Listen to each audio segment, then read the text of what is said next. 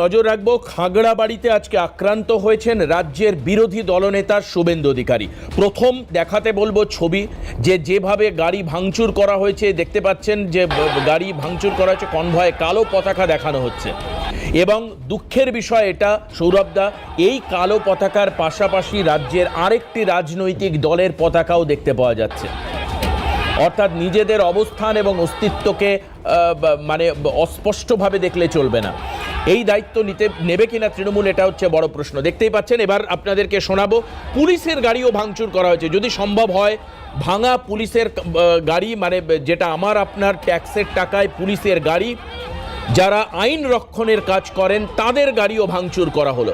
অর্থাৎ এক দল উন্মত্ত জনতা, তারা যা ইচ্ছে তাই করলেন। এটা কি সত্যি মানে বিধানসভার আগে আতঙ্ক সৃষ্টি করছেন আপনাদের মধ্যে? আমি এই বিষয়ে দেখুন শুভেন্দু অধিকারী নিজে পোস্ট করেছেন কারা ভাঙছে গাড়ি। পুলিশের গাড়িতে আক্রমণ করা হয়েছে এবং শুভেন্দুর গাড়িতেও আক্রমণ করা হলো। দুটো গাড়িরই কাঁচ ভেঙে গেছে। আমি কি বলেছেন শুভেন্দু অধিকারী শোনাবো, প্রথমে শুনুন। মেরে ফেলার জন্য আক্রমণ হয়েছে এবং এই এসপি ধৃতিমান ভট্টাচার্য, উদয়ন গুহ, ভাইপো অভিষেক ব্যানার্জির নির্দেশে করেছে। বরেন বর্মন, নিখিল রঞ্জন দে এবং সুশীল বর্মনের উপর যে হামলা, তার সিডিও জমা দিয়েছি আর রিসিভ করিয়েছি। আমরা বসিনি ওর কাছে, ওকে বলেছি কোর্টে দেখা হবে। কারণ আজকে এখানে এসেছি জলপাইগুড়ি সার্কিট বেঞ্চের অনারেবল জাস্টিস সম্মানীয় সৌগত ভট্টাচার্য মহোদয়ের অর্ডারে আমরা তার কাছেই যাব। উনি বলছিলেন যে গাড়ি ভেঙেছে তাকে অ্যারেস্ট করা হয়ে গেছে। আরে অ্যারেস্ট তো উদয়ন গুহকে আগে করতে হবে। শুরু করব এক্ষেত্রে সৌরভদাকে দিয়ে। সৌরভদা, এটা তো উচিত রাজ্য পুলিশের, এটা ভূমিকা, প্রশাসনের এই দায়িত্ব, রেসপন্সিবিলিটি কতটা আছে যে যখন একজন যাচ্ছেন কোনো একটা কনভয় নিয়ে, আমি বলবো না যে উদয়ন গুহ দোষী না অভিষেক বন্দ্যোপাধ্যায়ের বলায় গাড়ি ভাঙা হয়েছে, আমি এই তর্কে যেতে চাইছি না। শুভেন্দু যেটা বলেছেন, আমি ইন জেনারেল অ্যাসপেক্টে বলি, আমরা যখন বাইরে বেরোবো নিরাপত্তার দায়িত্ব পুলিশের। সেখানে একজন বিরোধী দলনেতা, অর্থাৎ আপনি সাংবিধানিকভাবে দেখতে গেলে মুখ্যমন্ত্রীর পরের পদ, মানে পোস্ট আর কি, তিনি যাচ্ছেন, তার গাড়ি বেমালুম ভাঙচুর করা হলো এবং যেভাবে আরো বড় ঘটনা ঘটতে পারত, এখানে আরো বড় বিপন্নতা হতে পারত। কার দায়িত্বে, কার ত্রুটিতে এই ঘটনাগুলো ঘটছে? প্রথম কথা বলি, কথার মধ্যে কথা বলুন, নাহলে অসুবিধা হয় বলতে। ধরো দেবাশিস, তুমি প্রতিদিন বাড়ি থেকে বেরিয়ে যে কোনো মানুষকে দেখলেই যদি গালাগালি খিস্তি করতে থাকো, 3 দিন 4 দিন 5 দিন মানুষটা এলাকা সহ্য করবে। তারপরে যখন তুমি বেরোবে তখন চচ্চাপড়া দিয়ে আপনি একই কথা যখন আপনারা বিরোধীতে ছিলেন, বামেদের বিরুদ্ধে বলতেন, এই বললাম তো কথাটা বলতে দিতে হবে। এবার কথা হচ্ছে যে তুমি, আমি বলছি না, আরে শেষই করতে দাও, তুমি আমাকে শেষটা করতে দাও আগে। আমার কথা হচ্ছে, তুমি বাঙালি দেখলেই বলবে রোহিঙ্গার বাচ্চা, তুমি বাঙালিদের দেখলেই বলবে বাংলাদেশি, তুমি বাঙালিদের দেখলেই বলবে পাকিস্তানি, তুমি তোমার নেতারা বাংলা ভাষা গাবে বলবে বাংলাদেশি ভাষা। সেটাকে ডিফেন্ড আমি বলি না, ডিফেন্ড তো আমরা করেই যাচ্ছি। আমরা বারবার বলছি এই ধরনের গণধোলাইটা ঠিক না। এই যে পাবলিক খেপে গেছে, এবার তুমি তৃণমূলের পতাকা, মানুষ তৃণমূলের উপর আস্থা রাখে, মানুষ মনে করে এই পতাকাটা আমার কাছে ভগবানের পতাকা। তারা পতাকা নিয়ে এখন যে ধরনের আক্রমণ করেছে, আমরা বারবার এটা বলেছি যে শুভেন্দু অধিকারী, দাদা আমি অনিচ্ছাকৃতভাবে একটু বলছি, এই পতাকা থাকা মানে কিন্তু আপনি এবং আপনার এই বক্তব্য মিলে দল এই ক্ষেত্রে দায়িত্ব নিয়ে কারোর বিরুদ্ধে কোন স্টেটমেন্ট দিয়েছে এখনো পর্যন্ত? দিয়েছে না। আমি বলছি, আমি তো কথাটা কি বললাম, আমি বলিনি, কিন্তু যেখানে তৃণমূলের কেউ করেছে, মানুষ যদি তৃণমূলের পতাকাকে ভালোবেসে তারা মনে করে তৃণমূল আমাদেরকে আগলাচ্ছে, তারা পতাকা নিয়ে হয়তো এই কাজটা করে ফেলেছে। পতাকা না নিলেই ভালো হতো। কিন্তু যদি মমতা বন্দ্যোপাধ্যায়কে খালা বলে ওঠে, মহিলাদের দেখলে শুয়োরের বাচ্চা বলে ওঠে, ভিন রাজ্যে বাঙালিদের মারধর করবে, খুন করবে, আর শুভেন্দুকে সবাই আদর করবে, মানুষ তো বলছে যে বদলা নয় বদল চাই, সব বন্ধ হয়ে গেছে, এখন শুধু বদলা হবে, কোনো বদল ঠদল হবে না। এখন মুশকিল, আমরা মানুষকে বলছি তবু এইগুলো করবেন না, একটু ধৈর্য ধরুন।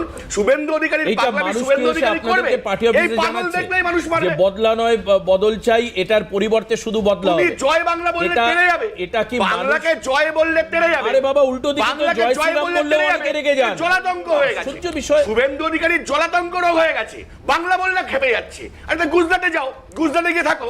আর মমতা বন্দ্যোপাধ্যায়কে ইউপিতে আটকায়নি, তার গাড়িতে ভাঙচুর চালানোর চেষ্টা করেনি। ত্রিপুরাতে যখন আমরা প্রচারে গেছি, আমাদের দলের লোকজনদের মারধর থেকে শুরু করে ছুরি মারা, ব্লেড মারা, এইগুলো করেনি। আসামে করেনি। এটা তো আপনি বদলার পাল্টা বদলা বলছেন। তখন সেগুলো কি হচ্ছে? এটা তো আপনি বদলা বলছেন, একটা ঘটনার বদলা নাও। ত্রিপুরাতে আমরা আক্রান্ত হয়েছি, বাংলায় তোমরা আক্রান্ত হও। বদল টদল অনেক হলো, এবার সোজা বদলা চাই, এবার সোজা বদলা চাই। মানুষ বলছে, আমরা না, মানুষ বলছে বদল টদল অনেক হলো, এইবার সোজা বদলা চাই। তাই এরকম গণ আন্দোলন হচ্ছে। আজকে ভাগ্য বলো যে বীরভূমের ওই, মানে আপনি তো সরাসরি মানুষকে না তার আপনি আমি বলছি বীরভূমের সেই মানুষটার মতো মানে ভয়াবহ বিষয়। আমি তো মানে চমকে যাচ্ছি। বীরভূমের জেলা সৌরভ দা প্লিজ, আরে বীরভূমের জেলা সভাপতির প্যান্ট খুলে নিয়েছিল, ভাগ্য বলে শুভেন্দুর প্যান্ট খুলে নেয়নি। আমরা বলছি মানুষকে আপনারা শান্ত হন, আপনারা শান্ত হন। কোথায় যাচ্ছে আলোচনা? করবে আপনারা এসব করবেন না। অঙ্কন তৃণমূলের কেউ অঙ্কন সরাসরি বদলার হুমকি, এবং যেটা হচ্ছে মানুষের ঘাড়ে দোষ দিয়ে সৌরভ দা বলতে চাইলেন সরাসরি মানুষের ঘাড়ে। উনি বললেন মানুষ গেছে, তৃণমূল কংগ্রেসের পতাকা নিয়ে গেছে, না নিলেই ভালো হতো। বললেই এরকম হবে। মানুষ গেছেন, রোহিঙ্গা বললেই এটা হবে, জয় বাংলা বললেই এটা হবে না। আমি অবাক হয়ে যাচ্ছি যে রাজ্যে প্রশাসন বলে কিছু নেই। তার মানে তৃণমূল, মানে সৌরভদার মতো তৃণমূলের একজন কর্মী টু মাচ ডেসপারেট। আমার কথা, জেলায় জেলায় তো রক্ত আমার অঙ্কন, জেলায় জেলায় মেন্টালিটি হলে প্লিজ জেলায় জেলায় রক্তগঙ্গা বইতে দেবেন না। আমি অনুরোধ করবো আমাদের করবে, তারপরে তো পুলিশ রক্ষা করে। আরে বাবা, যে যা করছে তার আইনি ব্যবস্থা আছে। আপনি কি জঙ্গল রাজত্বে আছেন নাকি? না অঙ্কন, আমি আনইন্টারাপ্টেড সৌরভদার বক্তব্যটা শুনছিলাম এ কারণেই, কারণ এইটা যত মানুষের কাছে বলবে না, এই যে যত এই ধরনের কথা বলবেন, যত এই ধরনের আক্রমণ করবেন, যত আমাদেরকে মারবেন, যত আমাদেরকে রক্তাক্ত করবেন, বাংলার মানুষ ততটাই বুঝবে। শুনুন, এই যে ক্ষমতার ঔদ্ধত্য না, এটা 34 বছরের সিপিএমের রাজত্ব। 34 বছরের সেই সিপিএম, যার গায়ে সেই সময় এই গায়ের জোরে উদয়ন গুহ দেখাতেন। দুর্ভাগ্যজনক হচ্ছে সেই দিন সৌরভপ্রিয় দত্তদের মতো তৃণমূলীরা গণতন্ত্রের কথা বলতেন, গণতন্ত্র পুনরুদ্ধারের কথা বলতেন, এই উদয়ন গুহদের হারমাদ বলতেন, এই হারমাদ রাজত্বের বিরুদ্ধে ওই মা মাটিয়ার মানুষ ওই সব স্লোগান দিতেন, সঙ্গে আছে মমতা, দেখিয়ে দেবে জনতা। দুর্ভাগ্যের বিষয় হচ্ছে সৌরভদাকে আজকেও সেই গলার জোর ফাটিয়ে ওই সেই দিনকার হারমাদ উদয়ন গুহ আজকে তৃণমূলের পোশাক পরে জল্লাদ হয়ে গেছে, এবং সেই জল্লাদের রাজত্বকে ডিফেন্ড করতে হচ্ছে। এটা দুর্ভাগ্য।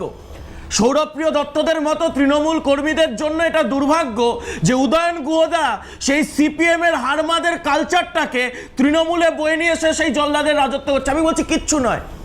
বিরোধী দলনেতা রাজ্যের ক্যাবিনেট মিনিস্টারের মানে জায়গার সেই সম্মানটা পায়, আপনার তার বিরুদ্ধে রাজনৈতিক লড়াই আছে, লড়ুন না।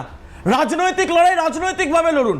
আর যদি আপনি গায়ের জোরের কথা বলতে আসেন, তো গায়ের জোরে মমতা ব্যানার্জিকেও তো এই আক্রমণ এক সময় সিপিএম করেছিল।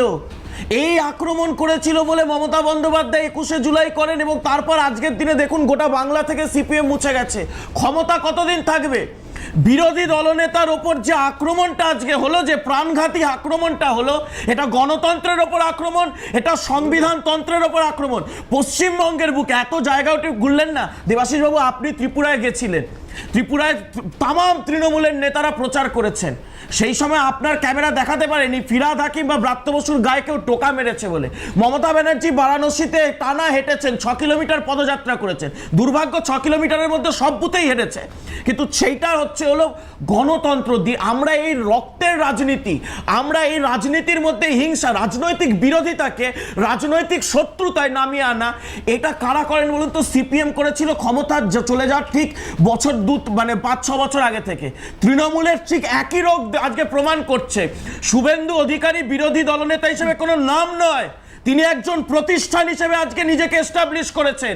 যেখানে সরকার ব্যর্থ হয়েছে সেখানে শুভেন্দু অধিকারী রাজ্যের বিরোধী দলনেতা হিসেবে পৌঁছে গেছেন, সেইখানে মানুষকে পরিষেবা দিয়েছেন। আজকে অপদার্থ অযোগ্য প্রশাসনিক প্রধান, শুধু এটা সব জায়গায় নয়, অধীর চৌধুরীর বিরুদ্ধে কিছুদিন আগে আমরা এই একই ঘটনা দেখলাম না? তার গাড়িতে আক্রমণ হলো। প্রতিবাদ, বিরোধী কণ্ঠস্বর দেখলে এই তৃণমূলের গা জ্বালা হয়। এরা